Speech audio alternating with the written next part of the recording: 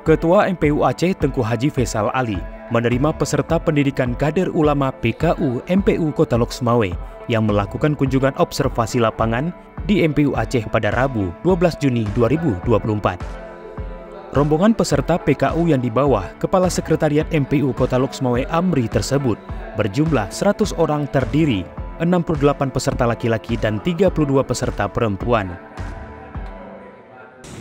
Di pertemuan ulama-ulama Aceh yang tempat pertemuannya menjadi Masjid Raya, tiang-tiang warna-warni lewat ke Taman Sari. Di situ dulu ada namanya Hotel Aceh.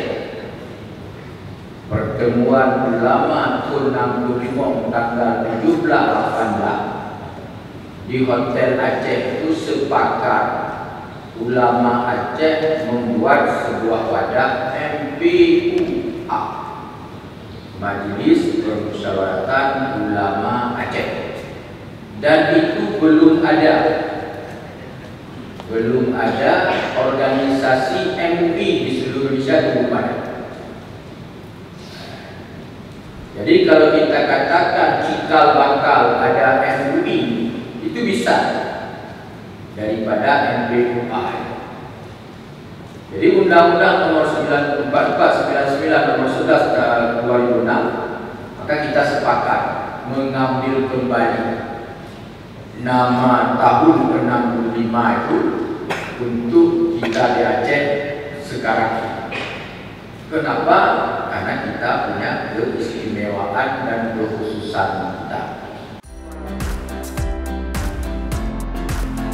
Menurut Kepala Sekretariat MPU Kota Lok Sumawe Amri, melalui kunjungan ini diharapkan peserta PKU selain menjalin hubungan silaturahim, juga dapat memahami sekilas tugas-tugas anggota MPU Aceh serta wewenangnya yang telah diatur dalam Kanun Aceh.